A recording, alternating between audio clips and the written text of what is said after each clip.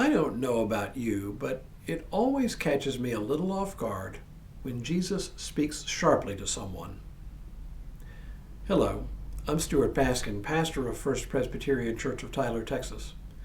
And this is your daily devotional for Monday, November 24th, 2025. Let me set the stage for this one. Jesus has just taken Peter, James, and John up a mountain, and there the transfiguration has taken place. Jesus' appearance has changed, and he has shone like the sun. Then Moses and Elijah have appeared, and they have spoken to Jesus. Then a cloud has appeared, and a voice has come out of the cloud, "This is my Son, the Beloved. With him I am well pleased. Listen to him." Finally, Jesus and the 3 disciples have come back down the mountain, and he has ordered them to tell no one what they saw until after he is raised from the dead. The very next episode that Matthew records involves a man begging Jesus to heal his son. This is where things get a little strange. Here's what happens next. When they came to the crowd, a man came to him, knelt before him, and said, "Lord, have mercy on my son, for he is an epileptic, and he suffers terribly, and he often falls into the fire and often into the water. And I brought him to your disciples, but they could not cure him." Then Jesus answered, "You faithless and perverse generation, how much longer must I be with you? How much longer must I put up with you? Bring him here to me."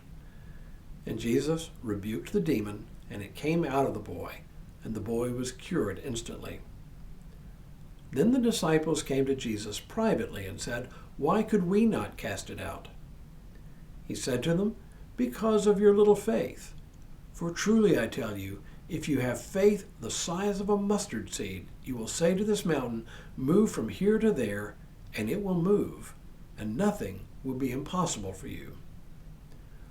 So Jesus is clearly exasperated. What's less clear is who the object of his exasperation is. Is it the man who's asking for his help? Is it the disciples who were apparently unable to heal the man's son? Is it the larger audience, the crowd? Maybe all of the above? I don't know, but from the context, my best guess is he's frustrated with the disciples. After all they have seen and experienced, after all Jesus has taught them and shown them, their faith is still too limited to do what he thinks they ought to be able to do. Actually, I can understand his exasperation, and I'll bet you can too. We get exasperated with children when they don't live up to their obvious promise. We get exasperated with coworkers who let us down and don't pull their weight.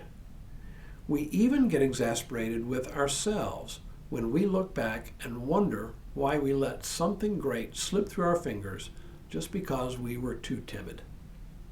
Still, Jesus' words seem especially sharp. "You faithless and perverse generation, how much longer must I be with you?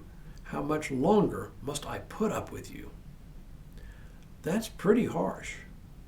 I think, though, it speaks to a sense of urgency on Jesus' part to make sure the disciples are ready to take up the mantle of leadership once he is gone.